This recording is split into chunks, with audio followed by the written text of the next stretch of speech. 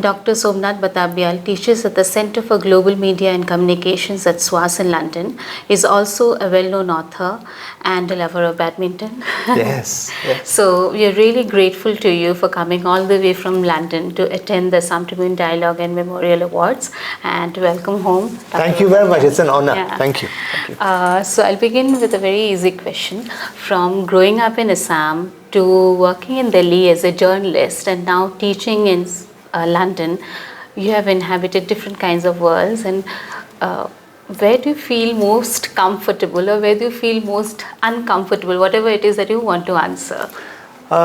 So it's an interesting question. I think, it's kind of the biggest question I keep asking myself about. I think what you're asking is, where is home? Gharkot. Gharkot. So London, I left India in 2003. 20 bosor I have been outside. So, and London has been the longest that I've stayed in one city. And I've never felt comfortable there. It's a strange one that I don't. So when I think of home, very strangely, I still think Guwahati. Though I left in 89, and I don't say this to please you or the audience. Yeah, sure, of it's course. something which I've always come back to, because that's childhood and the early memories are from Guwahati. But I think I've got used to being an outsider. I like to sit on fences and not be part of. I don't feel comfortable anywhere. Even in Guwahati, I was the Bongal. So I was the outsider, and I don't say this in an offhand manner, so I have slowly started, when you go to Delhi, then you become the Chinky, right, of the northeast. So you're always kind of at the margins. In London, of course, London is very different in the sense that London doesn't have any overt racism at all. So I've never faced that. My wife is British white. My son is half Indian, half English. As he says, full English, full Indian. So I inhabit these worlds, and there's no place I feel very comfortable. But landing in Guwahati, the first few words of Assamese, you just feel a bit. I'm back. It's very nice. Yes, it's very nice to hear that. And I also want to tell the audience that Dr. Batabyal's latest book, Red River, has been doing very well in literary circles in Assam. Yeah. And it's also a book you've always wanted to write. Apni khoda ekhon kitab likhim boli bhabisile. And why was it so important for you to write? You have written 2 other books before this, and they're also quite good. But this book specifically, you mentioned that this is something that you've always wanted, and why is it so? Why is it so? It's that book that everyone has one book in them, definitely. Writer, non-writer, most people never write that book. I think Red River was for me that book. So I think I always wanted to explore how in very troubled times I had a happy childhood. I thought I had a happy childhood, but the times were so, when you go away and you look back at the 80s, 90s in Assam, very turbulent. Turbulent times, right? So I wanted to explore that. What was that magic? So the boyhood section in Red River was that joy of, growing up, playing in the streets. Blackout money is fun. Curfew is street cricket. All this, the way we normalized violence, right? Yeah. So that was one thing. The other was this question that you asked, where do you feel comfortable? Where is home? Having traveled quite a bit over the years and been in so many countries, I also wanted to explore, is home a place, or is home a geographical place, or is it an idea in your mind? So that was there. Third thing, I wanted to write a long, slow novel, like people used to read in the 1940s, 1950s, those big Bengali novels, Sarat Chandra and all used to write. Sunil Ganguly in the early days. So I still wanted to really write that long, proper, Of course, by the time they edited, they brought it down to half the size. So that, and it took me a very long time. The research, the travel, I wanted to do it well. And I have done shortcuts all my life. It took me a shortcut. I took my time to write, and I'm very happy with, it doesn't matter to me what people say, how many copies it sells. In other books I've read, I've always felt, excuse me, I could have put more effort in, I could have done better. But Red River, I couldn't have done more. This is the best that I could have done. So I'm very happy with this. I think this your best is quite good because, a lot of people that we know have read it or they've borrowed it. Yeah. So my copy is no longer with me. Oh. So I'll go and buy you a copy. No, it's absolutely okay. The thing about Red River, the one thing which is very, it's about three different boys, right? The army boy, the Bengali, and the Assamese. The one thing I've always, when people talk to me about it, they said, there is no favoring one side. Everyone has loved all the three characters. I mean, I could inhabit the army boy. I inhabited Rizu, my Assamese friend, and I inhabited Samar, the Bengali boy. So I wanted to speak their concerns. And was that there a came sort out. of pressure on you? No. I understood all sides equally. None at all. Growing up a Bengali, because I wanted to mix in the, every child wants to not be in the margin. Right? So I wanted to be an Assamese. I spoke like an Assamese. I identified with the Assamese cause. So I understood it perfectly. When I went away, my best friend in Delhi, my roommate, was an army boy's son, army man's son. He's now a brigadier in the army. So again, for 3 years we lived together, and I went to his house, and so I knew the army mentality and the boys and the way they talk and how this. So that again was part of the research. You never knew those days that I was actually doing something which would help the novel. Absolutely. So life experiences feed in different ways. Nagaland, but those I traveled for research. Nagaland, I traveled all the way up towards Bhutan. So all those lands I talk about, Bangladesh, the enclaves. So I did a lot of movement. Much of it was during my journalistic time with NDTV when I was working in Calcutta. I used to come quite a bit. But even for writing Red River, I bought a piece of land in Assam. Mrinal Soikia, the MLA. So Mrinal is the inspiration for the book. Mrinal's father. Mrinal's father, Gangadhar Soikia, was the man who started the tea revolution, small tea growers revolution. So when I was doing research, I had met him. And he gave me a little plot of land which I bought. Now it's all gone, and but in the tea gardens, me and my wife, we lived there for 6 months, interviewing the people, understanding the village. So all of that, when summer comes back and you see him in Mora Mela, the place is actually Mela Mora, the Gaon. Mela Mora. So it's all like researched. Like I'm an anthropologist by profession.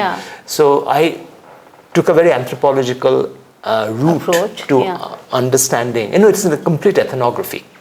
That's why it feels so detailed. You're very kind. So as I said, this is the thing I wanted to do. 13 years is a long time. Like it's a lifetime, right? There's so many times you think like, why am I doing this? Why does it take? The next book I'm going to write in 2 years. I'm telling you, the next one is in 2 years. Writer mati kini pilai mane kitab likhi bole karne. Very interesting anecdotes, all of those. You also wanted to be part of the crowd, the part of understanding. How many families kune kak biya korise, kune kod goise, kar lora ki kore. I wanted to understand that tempo of a village. How does it breathe away from the mainland? What is it? So that really worked. Oh wow, it's amazing. I also remember that you shared in an interview with the Assam Tribune, and I quote, that the romance of a small town before television invaded our bedrooms was tempered by the fault lines that make up this diverse state. Would you please elaborate on this statement? So I grew up at a time when there was no television, right?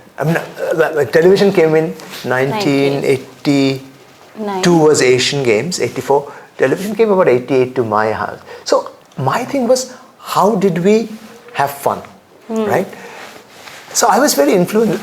The one author who has influenced me very much is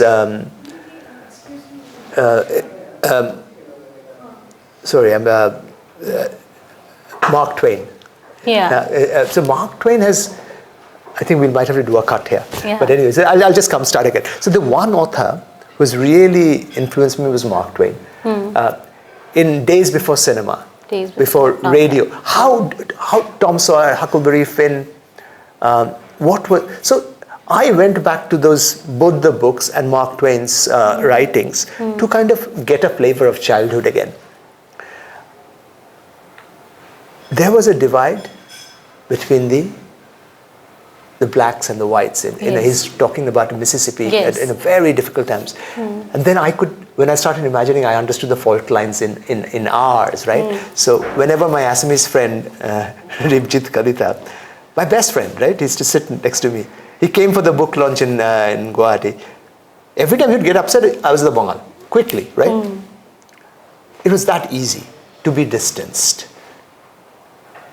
But when the army comes in, then we are together against the army guy. Absolutely. Right? So all this kind of, and it's something which is very on the surface. It just below the surface. It bubbles all the time, right? Assam, strangely, not sadly, in those days, Guwahati, and it became a society which was politically so. It's like a powder keg. And I think the idea of nationalism, belonging, identity, exploitation, and I'm speaking for both the Assamese and the communities that live here. We had a very difficult time, very difficult. I don't know how, it's still very a lot volatile. Has changed. A lot has changed, but is still the same. But, this identity politics do not go away. No. English writing from Assam has really focused on the partition and the impact it has had on lives here. I was trying to scout for some books and I couldn't. I mean, there one or two stories are in there, but unlike in Punjab or in Bengal, there is no category called partition literature, and yet even now it runs the narrative in Assam. Why do you think that has been so? I don't know. This is a question which, like you, I tried to research on partition literature from Assam, and I really couldn't find much. And that's so amazing because the fault lines, the partition lines goes through, right? Yeah. It just cuts off. Yeah, people. Exactly. And I just couldn't understand how come we haven't written about it. Even Bengal, the partition literature is quite limited compared to what we are producing in Punjab, right? Yeah. Most of it has been there. Yeah. Films, theatre. Yeah. A lot of the partition literature in Bengal have been written by East Bengalis who came, migrated. So it's quite something that people have written about many other subjects in English, but partition has been untouched. So I didn't write it because no one has written. That wasn't the reason. And also, post the creation of Bangladesh, it's a huge upheaval in Assamese society, right?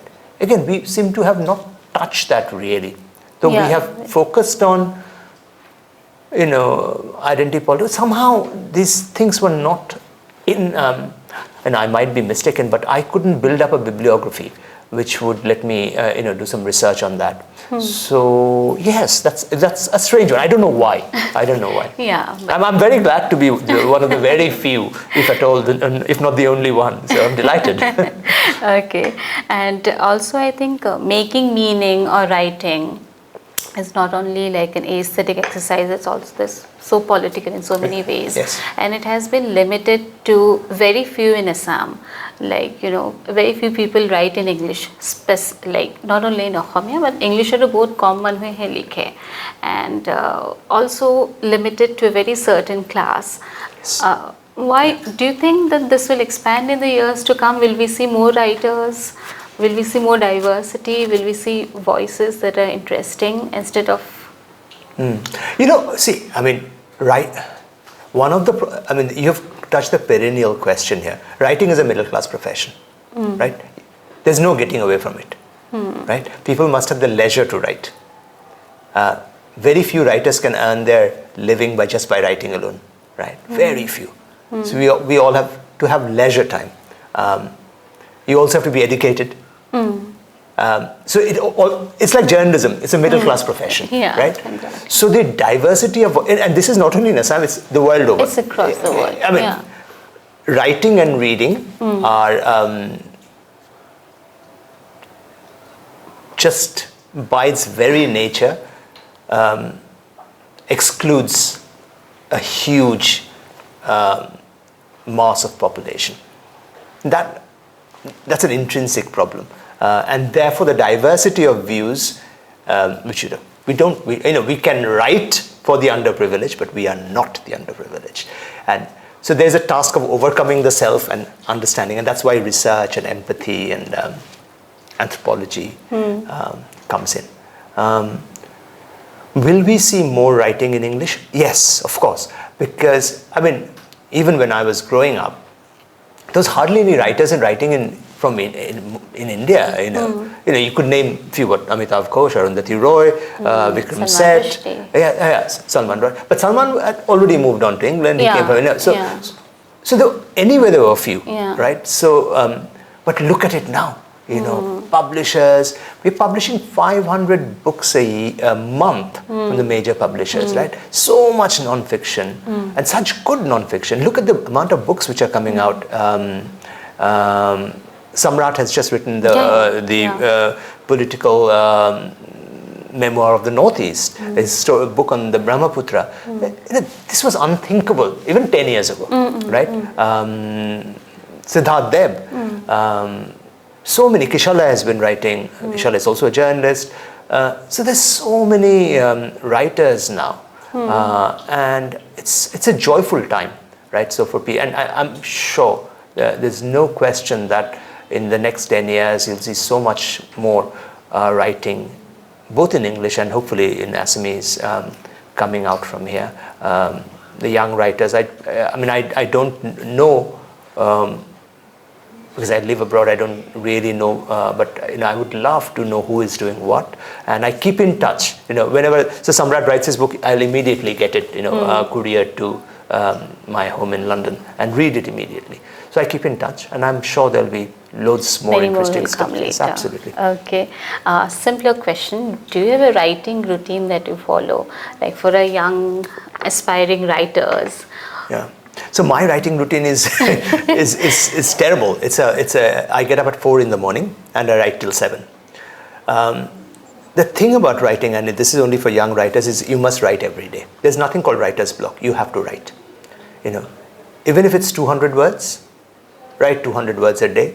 200 words a day in a month is 6,000 words. Right? Exactly. In 1 year. Yeah. Just so imagine, right? Yeah. You have more than a novel in a year, right? Now, of course, you'll ask me, why did it take me 13 years to write then?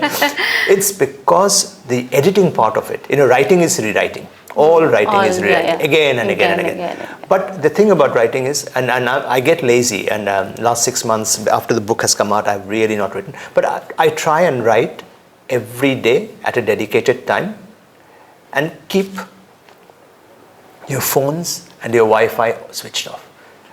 If you can do that, you'll produce really good stuff. Those things, and me, I'm telling myself this: keep that damn WhatsApp switched off. Don't go. All of us. Yeah. It's just like you have to. There's so many distractions, and you can't switch on and switch off. It doesn't work. You think, I'll just look at it this way quickly and come back. No. Your concentration is broken. So my routine is, to come back to your question, is I think of what I'll do in the evening. From 8 till 9 or 8 till 10, for 2 hours, I think, okay, this is what I'm going to write. Something happens in the head as you sleep, and it comes out beautifully in the morning.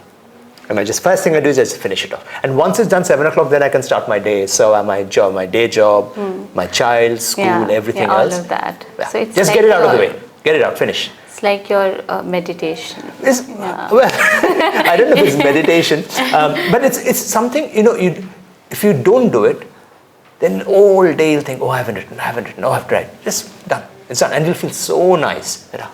Main কাম হৈ গ'ল, you know. Main কাম হৈ গ'ল. By 7 o'clock. ৰাতিপুৱা উঠি আমি আগতে যেনেকৈ পঢ়িছিলোঁ তেনেকৈ লিখা। মানে 4টা বজাত উঠিব নালাগে. I get up at 4 because my son gets up at 6. So I have to do it before he gets up, right? 6টাত উঠা, by 7:30 finish everything. Done. Okay. 200 words a day is great. 200 words a day is manageable. Very manageable. For me 20 and all minutes our away. aspiring writers. And are you working on something new? Are you allowed to tell us? No. I am so I am writing. I'm trying to write in many different forms. I'm writing my next novel, which will be set in London, but is about a young Indian girl like you traveling there and her life there. I won't tell you anymore. I'm also writing now. I'm experimenting with writing films, mainstream films. Bollywood kind of stuff, to see what comes out of it. You know, I had a experience of writing film scripts with my first book, which Sudhir Mishra has made into a television series. Which is ready, but is to come out on Z. It's an 8-part series, so I wrote the screenplay for that. So I enjoyed writing the screenplay. So I'm writing film scripts and just kind of experimenting more with writing. You know, as you get older, time gets less. Limited. Right? So you want to do more, as much as you can. I won't take 13 years to write anymore. So it's like get things done with. I think Red River is a book that you've lived with for very long. Very long. I mean, all my life. It's almost something I had to do. So it's done. I feel so light. Red River was heavy on me. Totally. You know, when you read the book, you get the sense of, you know, the writer has lived with this. For too long. I'm done now. I'm glad, and you're working on something new and exciting, which we know a little bit of. And we look forward to talking to you again. Yes, soon I hope. Thank you so much. It's an absolute pleasure. Thank you very much. Thank you. Okay. Do not forget to like, share and subscribe to the Assam Tribune.